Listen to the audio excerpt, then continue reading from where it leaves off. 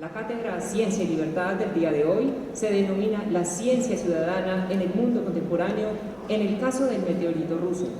El conferencista invitado es el doctor Jorge Iván Zuluaga Callejas. Es doctor y magíster en física. Damos la más cordial bienvenida al doctor Jorge Iván Zuluaga Callejas. Muy buenas noches.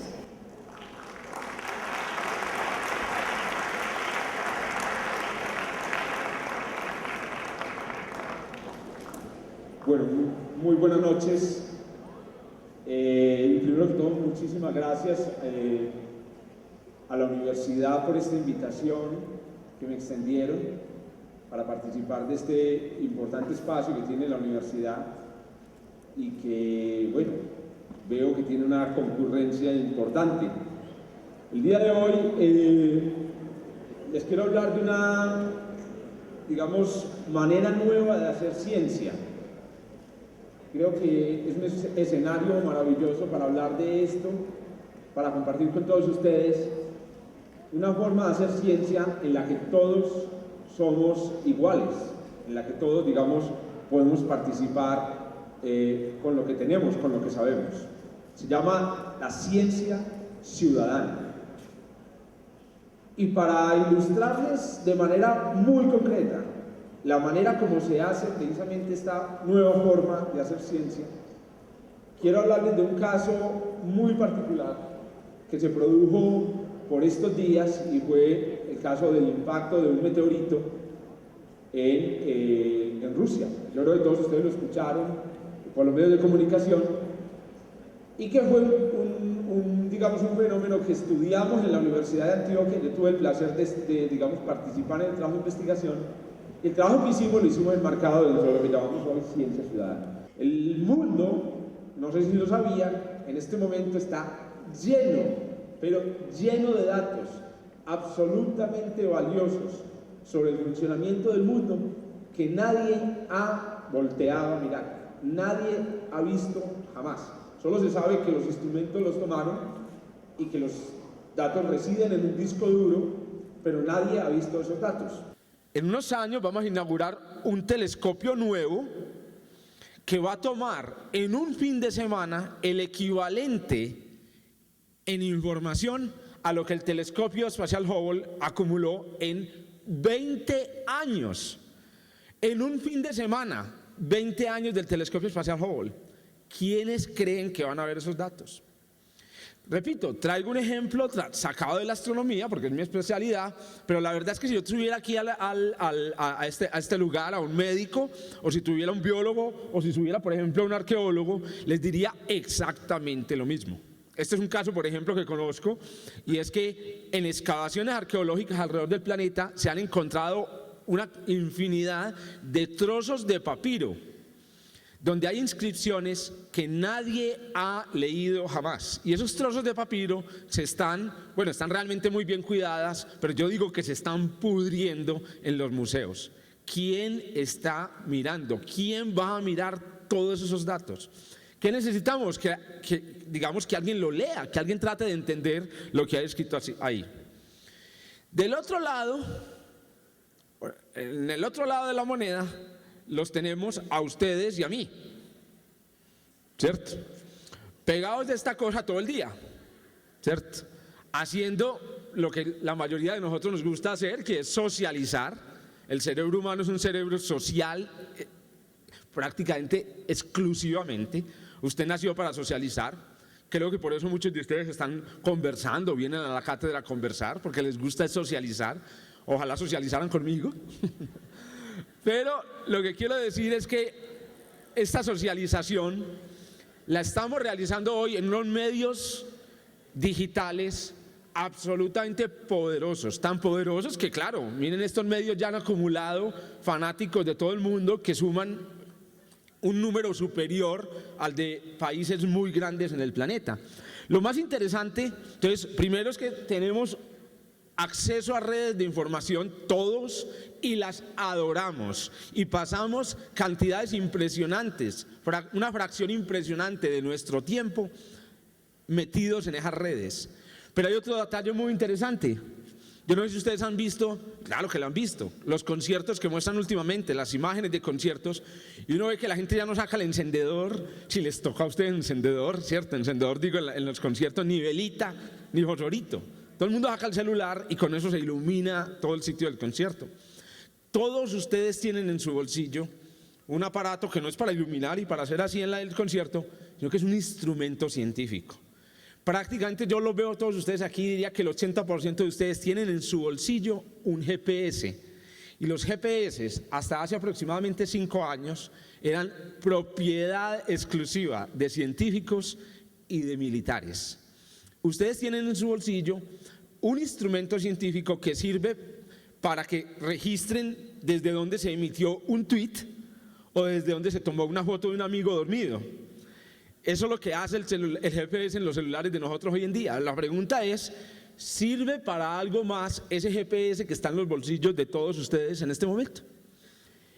¿Cómo juntar esas dos cosas? Un montón de gente desocupada como nosotros que las pasa metido en redes sociales, bueno, con todo el respeto de ustedes, hablo así porque soy un paisa, y todos estos datos abominables, esta abominable cantidad de datos que reside en los discos duros de los científicos. ¿Cómo combinar esas dos cosas?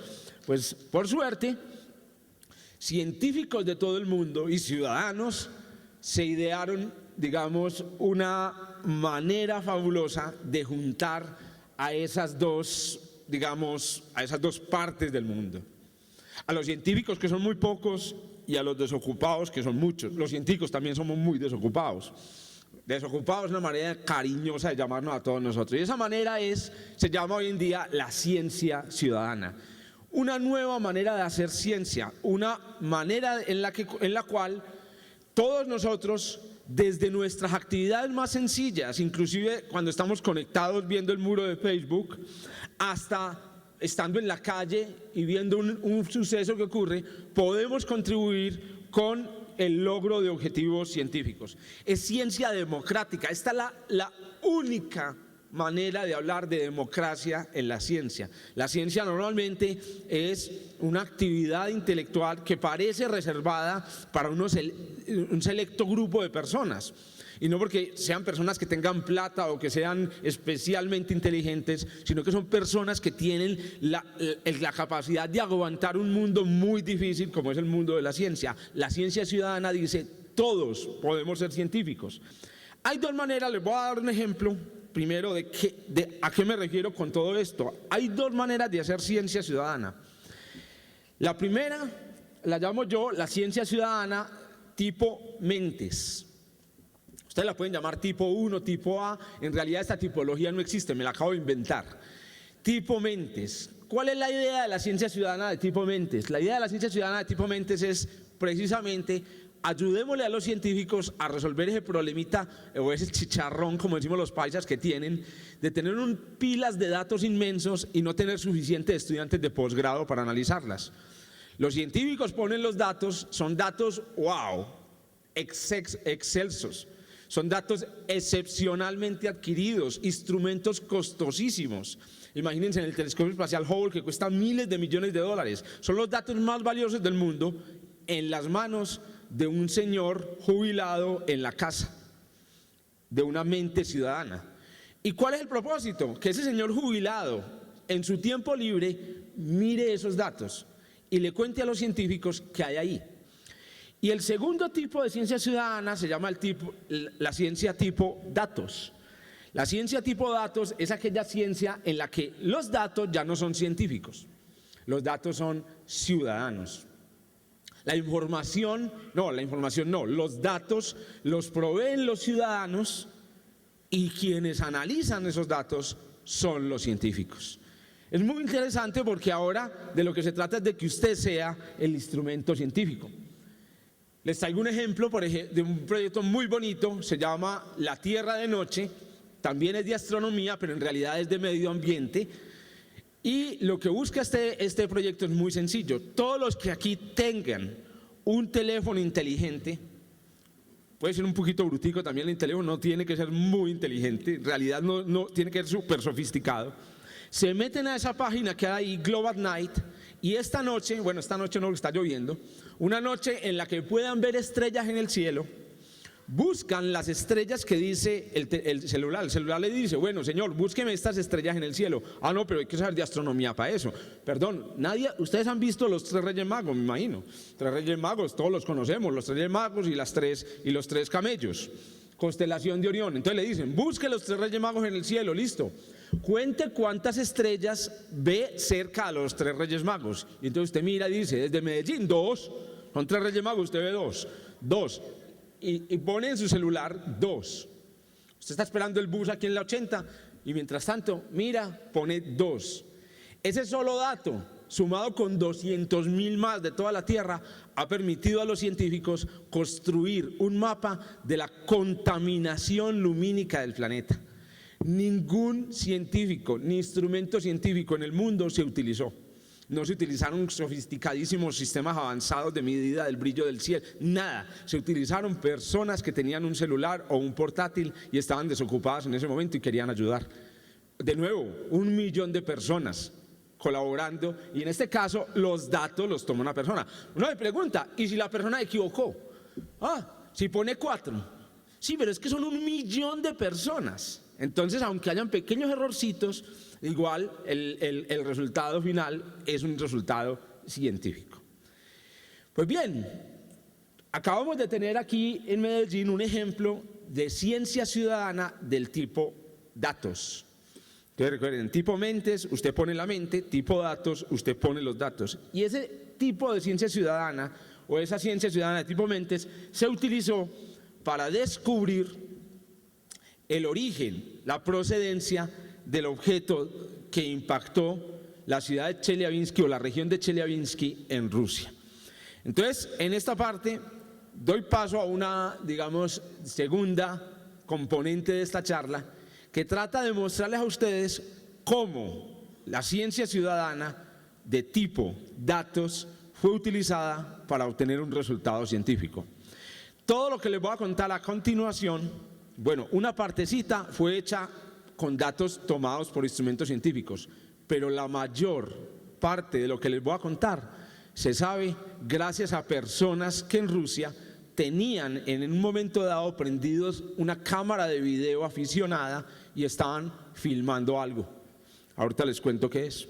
Vamos a empezar entonces viendo un videíto de lo que sucedió una mañana muy fría del 15 de febrero, miren la fecha, excelente, el tipo que se quedó en la parranda de diciembre. Bueno, miren lo que aparece arriba. Un objeto más brillante que el sol explota en el aire, la musiquita es las noticias de la radio, explota en el aire y desaparece. 15 de febrero, temperatura 20 grados bajo cero en Chelyabinsk. Toda la gente estaba saliendo para el trabajo. Acababa de amanecer en la región. Apenas estaba amaneciendo en ese momento en la región. Y la gente iba para el trabajo. Tranquila, como nos vamos todos para el trabajo. Resulta que en Rusia, bueno, debo decir que seguramente esto es una práctica en toda Europa Oriental. Existe una curiosa práctica que espero que no se conozca aquí en Colombia, y es que las personas que están muy varadas se le tiran a los carros para que los atropellen, increíble, y les cobran al seguro una indemnización millonaria. Ojalá no nadie tome esa idea hoy aquí, pero es una idea, digamos, patética, tétrica, pero hay gente que se ha vuelto rica así, sale con una pie enyesado, un brazo enyesado, o tal vez inválido, pero rico. Bueno, entonces los rusos se dedicaron a hacer una cosa muy interesante. Ellos, muy ingeniosos, le pusieron a casi todos los carros una cámara, una webcam conectada a una USB, y la webcam todo el tiempo filma lo que se ve adelante del carro, de tal manera que si alguien llega y se le tira al carro, en la cámara queda filmado que se tiró. Y entonces, como queda filmado, no hay manera, no hay tutía. La aseguradora le dice, usted tiró, ¿cierto? En Chelyabinsk, que es una región grande de Rusia, la región industrial de Rusia, casi todos los carros tienen esas cámaras. Esas cámaras son baratas, digamos que cuestan 50.000 pesos el mercado de las pulgas. Imaginen el mercado de las pulgas en ruso. El mercado de las pulgas, usted va y se compra 50.000 por una cámara, la instala en el espejito de su carro y vaya para el trabajo, vaya para la casa. Esas cámaras son el único instrumento científico que de manera detallada registró el impacto de un asteroide contra nuestra atmósfera, el único registrado en toda la historia de la humanidad. Ni una sola cámara científica vio esto. Algunos satélites climatológicos, pero en realidad lo vieron. Las imágenes de los satélites son bastante pobres comparadas con estas imágenes tan detalladas. Con las imágenes tomadas por esos vehículos, nosotros reconstruimos la historia de lo que pasó esa mañana. Nosotros y algunos científicos en el mundo que están trabajando con métodos parecidos. Y yo les quiero contar en este rato que queda de la charla un poco cuál fue la historia.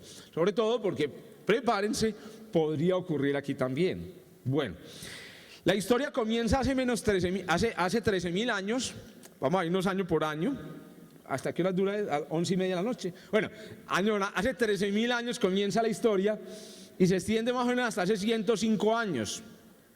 Y comienza con el hecho de que, a diferencia de lo que todos pensamos cuando vemos hacia el cielo, el espacio que hay allá afuera no está lleno solamente de estrellas y planetas, sino que cuando usted mira al cielo, a veces se ve así, pero a veces se ve así. Si usted tiene la suerte, lo ve así. Y cuando usted lo ve así, se da cuenta de la existencia de una nubosidad extraña que hay alrededor de los planetas. Aquí se ve mucho más notable. ¿Qué demonios es esa nubosidad extraña que se ve alrededor de los planetas? Los astrónomos llamamos a una nubosidad extraña la luz zodiacal. Se la llama así porque la nubosidad cubre una parte del cielo donde están las constelaciones del zodíaco, que es también la parte por donde se mueve el sol y los planetas. ¿Qué es la luz zodiacal? Los científicos ya le tienen la respuesta. Investigación, 200 años investigando. La luz zodiacal es la luz del sol reflejada, dispersada en un polvero impresionante que hay regado entre los planetas. Aquí se ve una vista desde arriba de las órbitas de los planetas.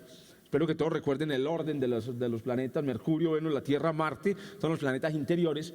Y eso que ustedes ven grisáceo ahí es una cantidad de polvo inmensa que está flotando ahí entre los planetas. ¿De dónde viene ese polvo? ¿Por qué ese polvo está ahí? Los cálculos de los astrónomos demuestran que si usted pone una cantidad de polvo como la que vemos con la luz zodiacal, ahí se demora aproximadamente 10 años en caer al sol. Y el polvo está ahí desde el tiempo de los griegos. ¿Qué es lo que hace que el polvo siga ahí? Hoy por hoy, y mucho más después del 15 de febrero de 2013, todos los seres humanos vivos, porque los que estaban vivos la última vez que nos pegó uno, ya murieron, perdón. Mi abuelita estaba viva en esa época, cuando nos pegó el último, ya les muestro, y se murió hace como 15 años. Pues bien, los que estamos ahora vivos nunca habíamos visto esto. Y este es un recorderis de que las piedras que hay afuera nos pueden hacer daño. En el año 1908, 30 de junio, alcen la mano los que cumplen año el 30 de junio, la probabilidad, eso, la probabilidad de encontrar uno en 1200, pues, bueno, feliz cumpleaños, el 30 de junio, el 30 de junio de 1908, a las 7:14 de la mañana, ocurrió una explosión de Padre y Dios mío sobre una región en Siberia, despoblada, llena de campesinos y de renos, ¿cierto? Pero no habían ciudades en esa época. Y esa explosión fue abominable, abominable. Tumbó 80 millones de árboles. Imagínense uno decirle a alguien: ve, me tumbaste 80 millones. ¿Quién tumba 80 millones de árboles? ¿Cuánta energía se necesita? Miren los árboles como quedaron, aplastados. Si usted va hoy allá, eso se llama el río Tunguska, todavía ve los árboles caídos. ¿Cómo habrá sido el fenómeno? Los científicos ya se hicieron una idea de lo que pasó. Entrevistando a la gente, campesinos especialmente, y recogiendo datos de todo el mundo, Ciencia Ciudadana, en 1910 más o menos, descubrieron que lo que había pasado es que un asteroide, como los que les mostraba hace un momento, entró a la atmósfera de la Tierra, se calentó en la entrada por la fricción con el aire y explotó. en una de las explosiones más poderosas que ha visto el hombre en toda su existencia. La explosión de este objeto fue mayor que la de cualquier bomba nuclear que haya explotado jamás. Ninguna bomba nuclear igualaría esta explosión. 80 millones de árboles. La explosión se escuchó en Europa. Estamos en la mitad de Siberia, ahora ya les vamos a la mitad de Siberia y se vio en Europa. Y en Europa se vio la luz. O sea, es una explosión, pues, exageración de paisa, pues, podría ser una exageración de paisa perfectamente. Esta es una imagen de la explosión y quiero mostrárselas porque ahorita le vamos a dar una imagen parecida del 2013, tomada con un teléfono celular. Este es el lugar donde ocurrió la explosión, se llama el río Tunguska, me imagino que todos conocen el mapa de Rusia, ¿cierto? Yo tampoco lo conocía hasta hace como 20 días que me tocó estudiarlo. Aquí está Moscú, que me imagino que todos lo conocen también. Vayan a Moscú, es una ciudad muy bonita. Está situada a una distancia enorme, como 4.000 kilómetros. Y este es el lugar entonces donde este objeto impactó. Curiosamente, en este mapa y a solo 2.400 kilómetros de distancia se encuentra la ciudad de Chelyabinsk. Los rusos hoy están súper piedros, literalmente súper piedros, porque ¿cómo es posible que los dos únicos impactos grandes que han caído en toda la historia de la humanidad le han caído a ellos? No, más de malas que les cayeron en ciudades rusas. Los científicos, utilizando los datos que proveyeron ciudadanos del común, creemos que no es una casualidad y que los rusos en realidad no son de malas, sino muy de malas, como les voy a contar al final. Bueno, miren que los 13.000 años fueron volando. Esto ocurrió hace 105 años, ninguno de nosotros se acuerda, y tal vez si usted tiene un abuelito que tenga 110 o 120 años le dirá: abuelito, ¿usted escuchó esto en las noticias? Seguramente que no, por una razón muy sencilla. Imaginen que a ese lugar, a Tunguska, a investigar, llegaron 10 años después los investigadores. Esa es la diferencia entre el impacto de hoy. El impacto de hoy ocurrió en tiempo real y a los 10 minutos ya había un video en YouTube. Es decir, es un impacto que ocurrió en YouTube. Muy bien, y los científicos se enteraron 3 días después porque mantenemos dormidos pensando pendejadas. Ese es el problema. Bueno, vamos ahora a ver qué pasó entre 105 años atrás y 10 minutos antes del impacto. El tiempo cero aquí es del impacto. ¿Qué sucedió? Sucedió esto. Sucedió que el cuerpo que impactó a Chelyabinsk estaba flotando libremente entre los planetas, como lo hacen decenas a centenares de miles de piedras que tienen un tamaño que va desde el tamaño del bolso que ustedes tienen ahí hasta el tamaño de Colombia. Hay una piedra flotando allá del tamaño de Colombia. A propósito, la piedra del Peñol no es un meteorito, ¿cierto? Ahorita les voy a explicar por qué. No, ya se lo explico de una vez, ya entrados en gasto. El tamaño de la piedra que produjo el impacto de Tunguska era del tamaño de la piedra del Peñol. ¿Eso qué quiere decir? Que si la piedra del Peñol hubiera sido un meteorito, obviamente hubieran quedado los 80 millones de árboles tumbados en Guatapé, ¿cierto? Y nosotros no vimos ningún árbol tumbado en Guatapé cuando pusieron la piedra, ¿cierto? Y lo otro es que la piedra hubiera quedado vuelta chicuca. Esa piedra desapareció, se evaporó. Allá no quedó nada. En cambio, la piedra del Peñol, ya le estamos poniendo ascensor y todo.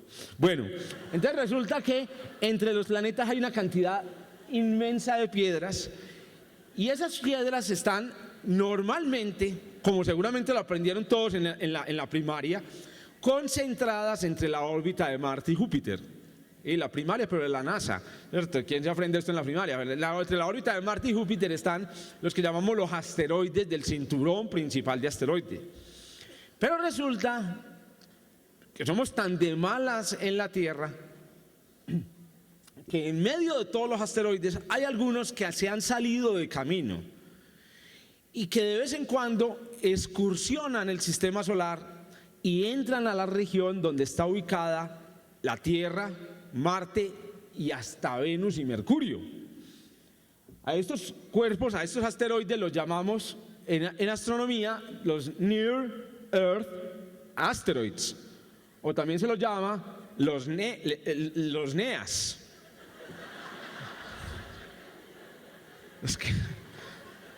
¿Cuál es el problema? Una sigla científica. Son los NEAs, no las NEAs. Las NEAs son otras.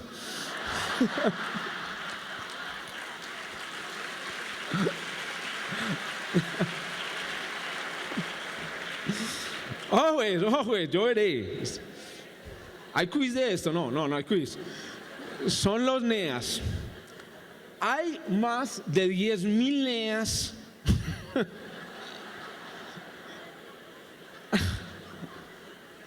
No más NEAs, no jodas.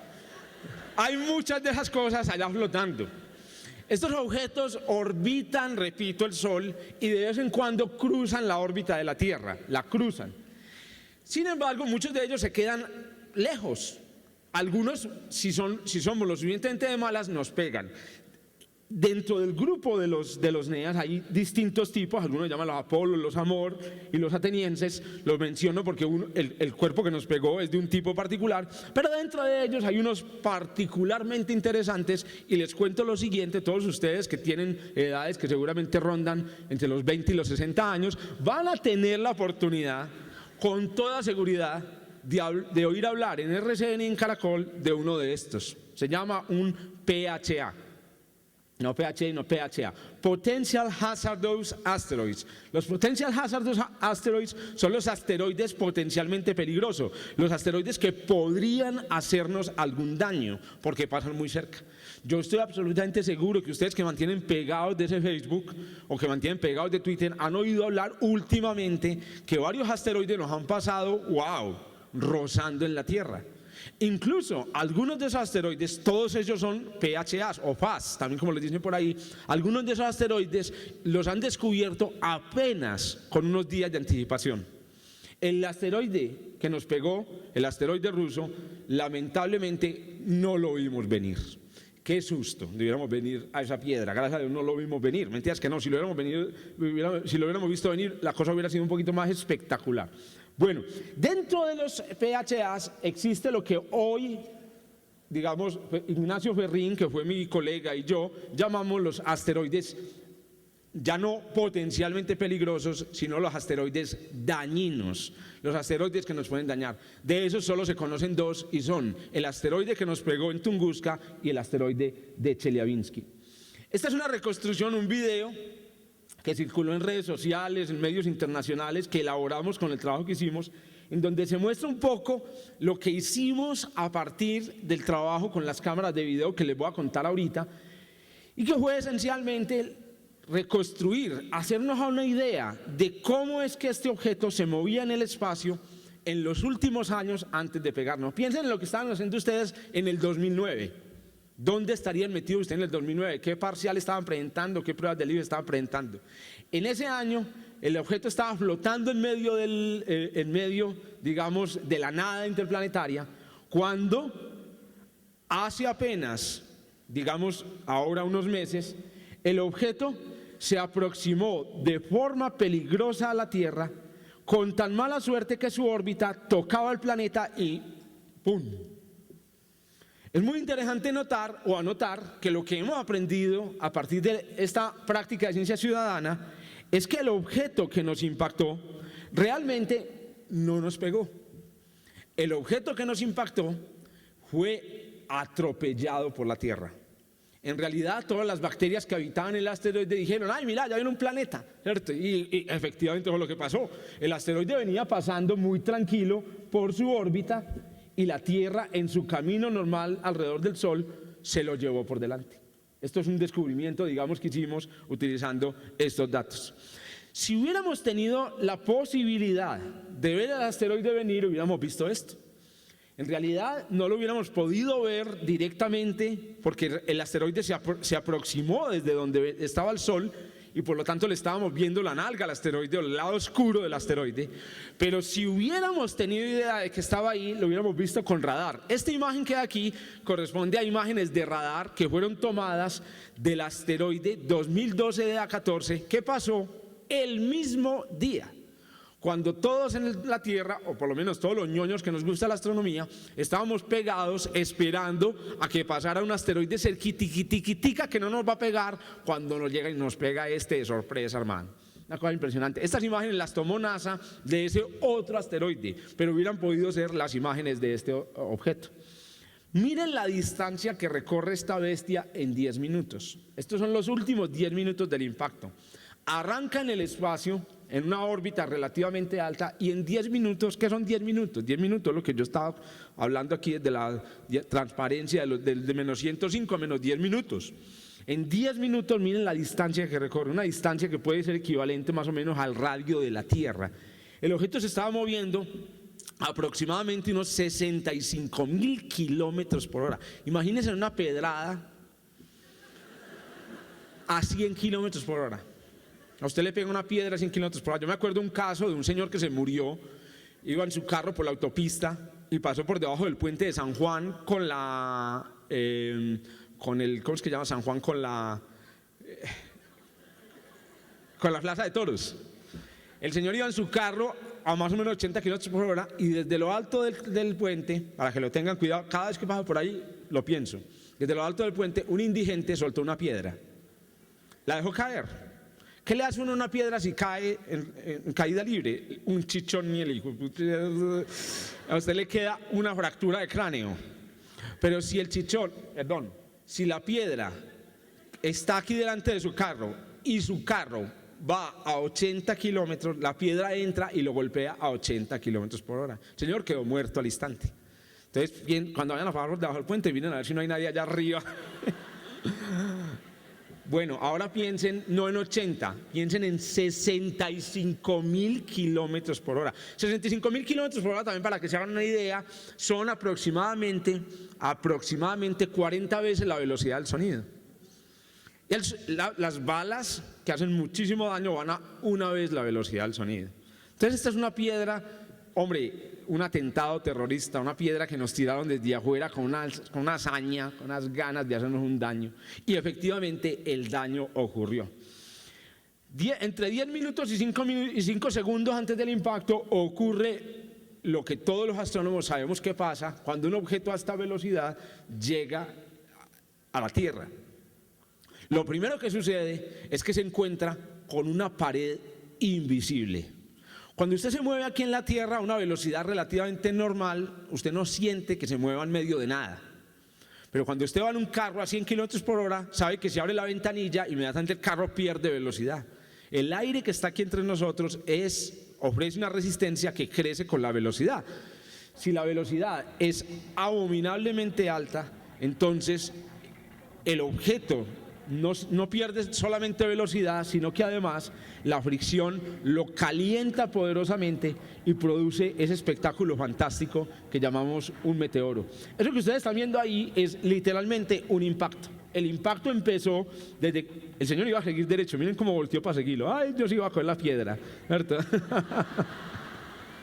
Oiga, ¿sabe cuánto vale la piedra? La piedra más grande de ese impacto pesa 800 kilos. Sobrevivió la combustión. Bueno, cuando entró a la atmósfera el objeto pesaba 7.000 toneladas. Era del tamaño de un bloque, de uno de los bloques de aquí de la Universidad de Medellín. 7.000 toneladas y al final se quemó en la atmósfera y se fragmentó. Y el fragmento más grande pesa 0.8 toneladas. Pues si usted se encuentra ese fragmento, ahora van a salir todos a reservar boletos para Moscú o Chelyabinsk, se gana para $2 millones. Eso vale ese objeto si usted lo subasta en eBay. Porque resulta que los meteoritos son muy valiosos y tienen. Ojalá el que se lo encuentre no lo subaste, sino que lo done a la ciencia. Bueno. No, pero qué espíritu, este es el espíritu del... Curiosamente, sí habían instrumentos científicos prendidos. Yo empecé esta parte de la conferencia diciendo que quienes observaron este evento no fueron científicos, sino que fueron ciudadanos. Y la verdad es que sí habían científicos pendientes. Lo que pasa es que esos científicos no tienen la información que tienen los ciudadanos de a pie de Chelyabinsk. Existe una red de monitoreo de sonidos en todo el mundo. Esa red que ustedes ven ahí ven unas líneas trazadas desde los puntos donde están los micrófonos de esa red y el lugar por donde entró el objeto. Pues resulta que a nivel mundial existe un tratado que es el Tratado contra las Pruebas Nucleares, que lo que trata es de limitar las pruebas. Ustedes saben que a nadie en el mundo le gusta que otro, especialmente su enemigo, empiece a probar armas. ¿Te imaginas su vecino con el que tiene un problema bien berraco, le encuentra usted en el Éxito comprando cuchillos Jinsu 2000, ¿cierto? Usted dice, ¿qué le pasa a este man? ¿Qué va a hacer con los cuchillos? Eso no es para partir el pan en la casa, ¿cierto? Entonces resulta que Estados Unidos, Rusia, Japón, todos tienen un tratado internacional que dice, ninguno podemos probar una bomba nuclear sin permiso de los demás. Entonces, ¿qué hicieron? Muy inteligente, llenaron el planeta de micrófonos que oyen lo inaudible. Si hay una explosión nuclear en Rusia, en Estados Unidos se puede escuchar. Sí se escucha utilizando infrasonido, un sonido parecido al que utilizan los elefantes para comunicarse en la sabana africana a distancias inmensas. Pues bien, resulta que el infrasonido también es capaz de escuchar la entrada de uno de estos objetos y la explosión de uno de estos objetos. Aquí les traje, vamos a ver si, creo recordar que este es el que no se escucha, pero si lo vuelva, pongámosle volumen por favor. ¿Hay volumen o no? Puede que el video no tenga... ¿Sí hay sonido? Bueno, muy bien. Creo que creo que tenía problemas desde el principio, pero en este video que hay aquí, ahí se está escuchando. Se los quiero solo mostrar por la curiosidad, digamos, infantil, de escuchar o de sentir cómo se escuchó este objeto desde distancias, aquí sí.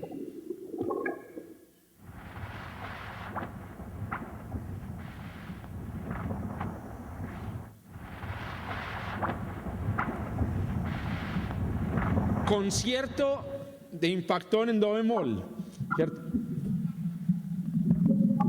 Cada uno de esos blup, blup, eso que parece un sapito, corresponde a la explosión escuchada desde 15.000 kilómetros de distancia, 25.000 kilómetros de distancia y 55.000 kilómetros de distancia.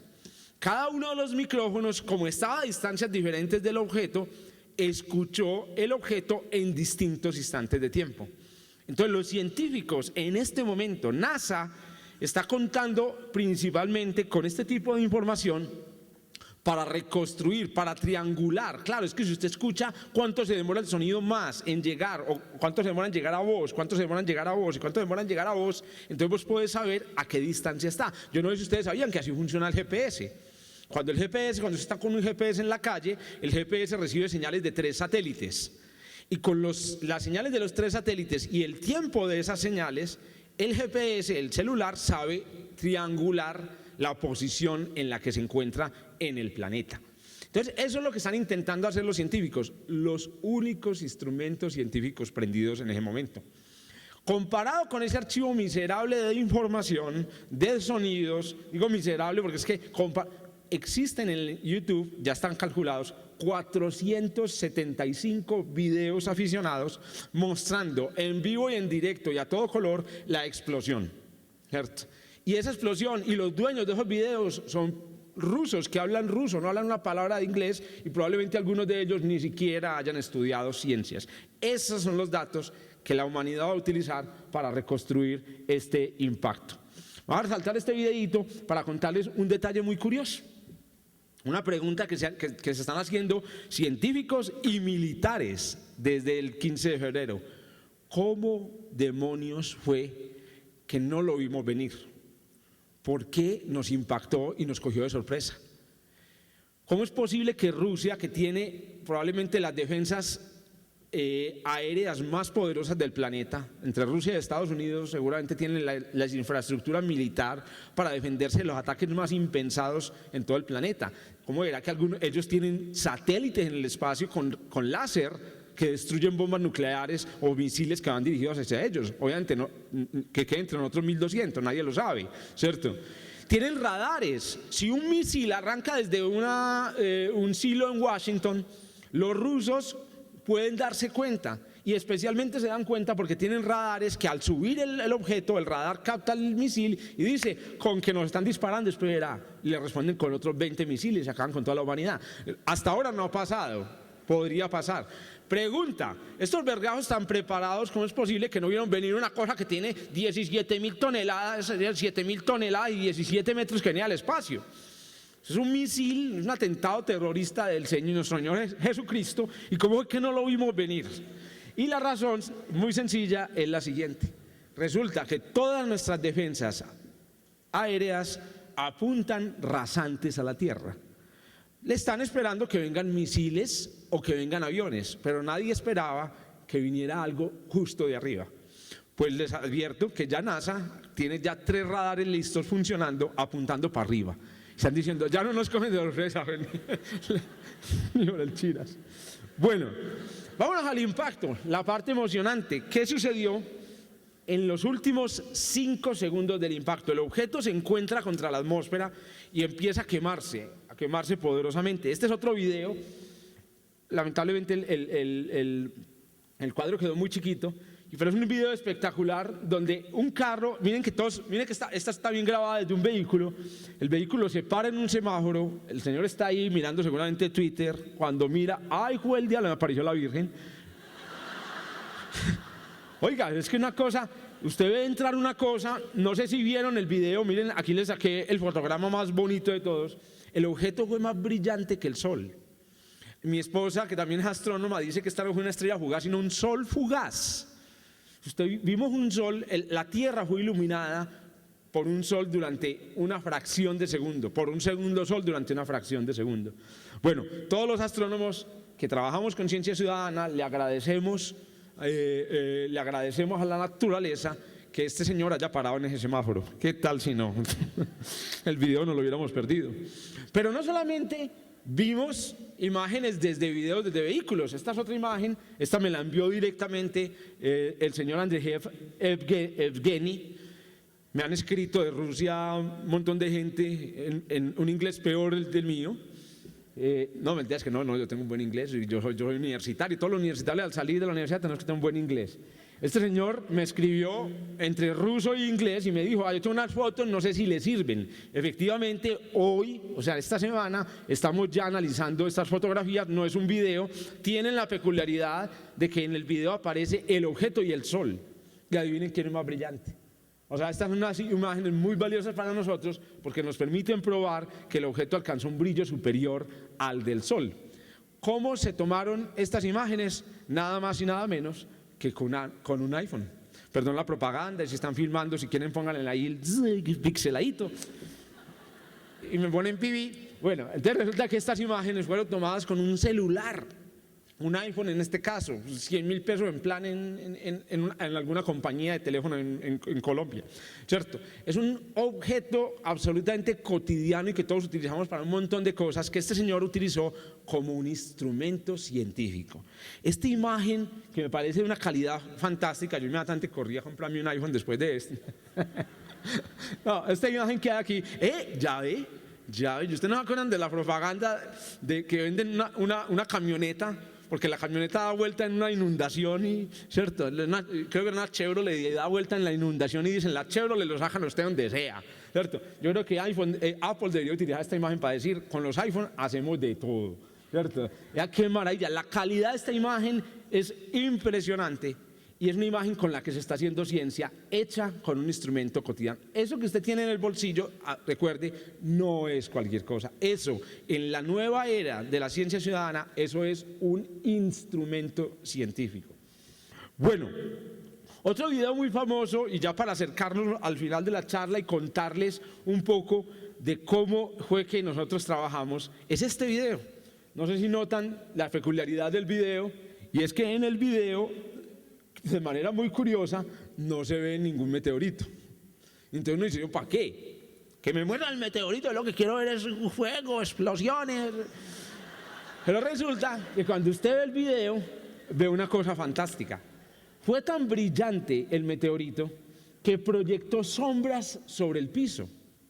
Inclusive, miren cómo incluso la cámara tiene que cerrar el diafragma, porque yo tiene un diafragma cuando el objeto es extremadamente brillante. Pues bien, estas sombras que hay ahí fueron claves en el trabajo que nosotros hicimos para la reconstrucción de la órbita. Porque utilizando sombras, los indios más indios de Colombia saben que pueden medir la elevación en la que está el Sol y la dirección en la que se encuentra. Con la elevación se sabe la hora y con la dirección se sabe el día del año. En este caso, con la elevación medida con la sombra, usted sabe qué tan alto pasó el objeto, y con la dirección sabe de dónde venía la pedrada, ¿cierto? Y fue con este video exactamente con el que hicimos esto. Algunos se ganaron la lotería ese día. Este es un fotógrafo que estaba casualmente tomando fotografías a los pajaritos a 20 grados bajo cero, y resulta que con su cámara de profesional montada en un trípode fotografió el evento. Se encontró, pues le apareció, a este sí le apareció la Virgen, con toda seguridad. ¿Cuánto valdrán estas imágenes? Nadie tomó estas imágenes. El objeto llega y entra, y algunos me han preguntado ¿por qué explota? ¿Dónde traía la dinamita esa cosa? ¿Cierto? Eso la mandaron y con explosivos, ¿cierto? No, la razón es la siguiente. Yo no sé si todos ustedes han estado en paseos en fincas con fogatas, creo que ninguno. Y resulta que cuando usted está en un paseo con una fogata, usted escucha después de mucho rato sonidos dentro del fuego. La mayor parte de los sonidos es la madera quebrándose por el calor, pero otros son las piedras con las que usted juntó las cosas quebrándose. Si usted pone una piedra al calor por mucho tiempo, la piedra se expande hasta que se rompe. Y si la temperatura alcanza un valor similar a la temperatura del Sol, pues la piedra sencillamente se vaporiza, y al vaporizarse explota. La explosión de esta piedra tuvo el poder equivalente a aproximadamente 40 veces el poder de la bomba de Hiroshima. 40 veces. Y tuvo también el poder de la bomba nuclear más grande que ha estallado en la Tierra, hecha de uranio. Se llama una bomba de fisión. Entonces uno me pregunta ¿por qué no se extinguieron los rusos? Si la bomba tenía ese poder tan abominable, ¿cómo es posible que todavía estemos contando la historia y que ese celular haya sobrevivido a la explosión? La razón es que, a diferencia de estas bombas que explotan a ras del piso, incluso bajo tierra, o a 1 kilómetro como máximo de altura, esta explotó a 23 kilómetros de altura sobre el nivel de la tierra. Entonces la explosión fue tan alta que los destrozos no fueron mayores. Si el impacto hubiera ocurrido en la tierra, téngase fino, hubiera sido un fenómeno mucho más bonito de filmar. Bueno, claro que uno después quedaría vaporizado después de filmarlo. El evento fue tan violento. Aquí, esta es una imagen espectacular porque miren, todas las explosiones nucleares tienen hongo nuclear. ¿Dónde está el hongo nuclear formado por esta explosión? Véalo ahí. Esto que hay aquí, esta es una imagen vista desde frente. El objeto al que estaba tomando esta imagen le dio un preinfarto, porque resulta que él vio un objeto que empezó a volverse muy brillante en el cielo y ¡ay! ¿Qué pasó? ¿Qué pasó? Me cayó el cielo encima cuando la cosa desapareció. Y fue que la cosa explotó antes de que le cayera en la cabeza. Explotó aquí, y esto que ustedes ven aquí es el hongo nuclear producido por la cosa. Esta cosa negra que hay aquí es la sombra del Sol proyectada por ese objeto. Otra imagen, digamos, muy interesante fue esta, y en esta imagen empiezo a hablar de cosas mucho más mundanas. No sé si podemos subirle volumen.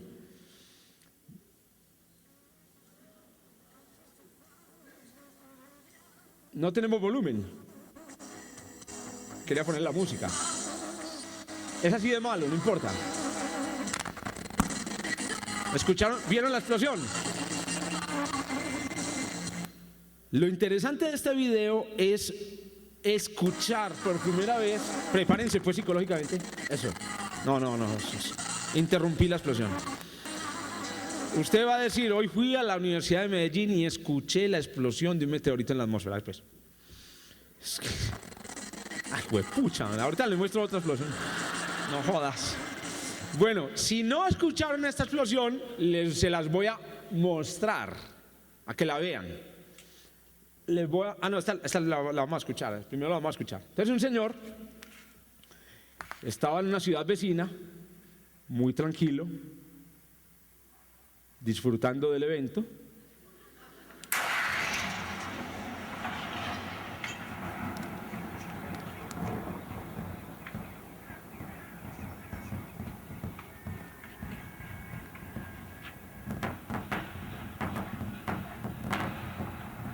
Continúa el traqueteo. El del carro viene aquí asustado. Nos cayeron los gringos.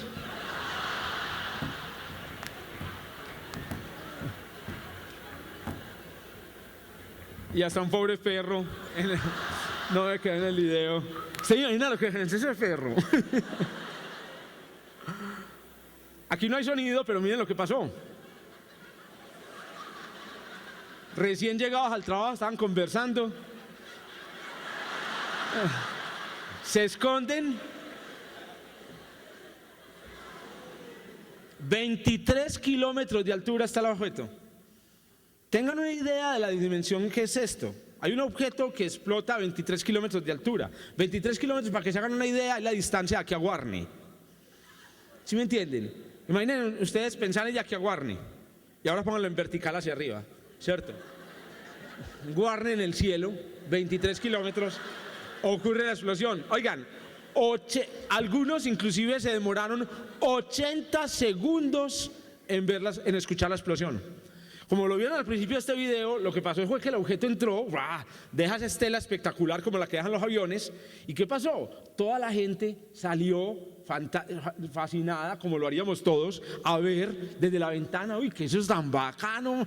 Uy, espectacular. Los astrónomos, unos maravillosos, habían hablado de esto cuando explota esa cosa. Y claro, la gente que quedó herida, 1.500 heridos, se hirieron en ese momento. Todos estaban novelereando y los vidrios de la ventana le explotaron en la cara. Entonces, ¿qué es lo que sucede? Lo que sucede es, no hubo ningún muerto por la explosión directamente, no hubo un impacto superficial, ningún edificio se cayó. Lo que sucedió es que un montón de noveleros quedaron cortados por los vidrios de esa poderosa explosión. Los científicos nunca nos lo habían advertido, solo de este video aprendemos es que usted no se asome hasta por ahí unos 3 minutos después. Y si usted ve el objeto volando, aléjese de cualquier cosa que tenga vidrios, porque ahí va. De la misma manera que nos advierten cuando llega un huracán, póngale cintas a las ventanas, etcétera, porque el huracán podría llevarse por delante. Lo que pasa es que usted ve el viento que empieza a ganar fuerza. Aquí todo estaba tranquilo, una mañana, digamos, brillante, y cómo es que usted sale con una cortada esa en la cara. Terminó entonces la conferencia, o redondeo la conferencia, ya contándoles algunas de las anécdotas alrededor de cómo hicimos este trabajo de reconstrucción. Obviamente lo que les conté, los conté de una manera muy anecdótica, utilizando los videos, pensando en lo que pasó, etcétera. Pero digamos, detrás de estas anécdotas realmente ya tenemos unos detalles muy finos de todo el fenómeno, la explosión, la velocidad, la masa, la energía implicada. El trabajo de reconstrucción empezó con un ciudadano, un señor de una facultad de ciencias humanas de la Universidad de Johns Hopkins en Estados Unidos, periodista en su casa en Estocolmo, que vio este video y se puso a pensar. A mí me enseñaron en el colegio bachillerato trigonometría y me dijeron que si yo sabía la altura de un palo y la longitud de una sombra, podía medir con la función tangente el ángulo que forma la sombra. Y con eso puedo decir qué tan alto estaba. Entonces este señor escribió un blog, se llama Google Earth, y en ese blog describió cómo él, con esa información tan sencilla, sabía más o menos por dónde había, digamos, pasado el objeto. Nosotros nos dimos cuenta del asunto ese mismo día, ¿y qué hicimos? Como buen científicos dijimos, ahí hay un dato que no teníamos, y ese dato nos puede servir para escribir o para realizar un trabajo científico. Y el trabajo científico que nosotros hicimos con ese dato particular fue un trabajo de reconstrucción, de entender a partir de las velocidades y la dirección de la que venía el objeto, tratar de entender, digamos, cómo es que ese objeto o de dónde en el espacio venía ese objeto. Esta reconstrucción la hicimos muy rápido. Una de las cosas por las cuales, digamos, esto tuvo notoriedad fue por lo rápido que reaccionamos. Y de ahí yo me siento orgulloso de ser un paisa berraco y atrevido, pucha. O sea, han pasado un día después del impacto a que, utilizando los datos que hay en ese blog, logramos hacer ciencia.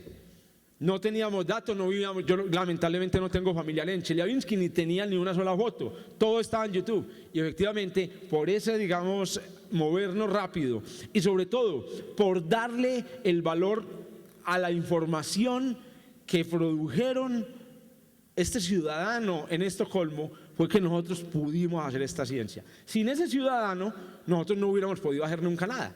Si usted, le recomiendo de una vez, ve algo raro, lo filma con su celular y lo monta en YouTube, por favor, coloque datos de contacto, coloque ahí abajito, yo tomé este video en tal parte, etcétera. Todos los celulares que ustedes tienen, aunque usted no lo sepa, tienen por dentro un sistema en el que registran cada uno de los datos de la foto. Con qué tiempo de exposición, a qué hora se tomó, en qué lugar del planeta. A eso se lo llaman los datos EXIF. Nadie los conoce. EXIF, EXIF. Hay una aplicación para iPhone muy sencilla y para Android que se baja, que le da los datos EXIF. Entre las cosas que hicimos con Google Earth fue esto.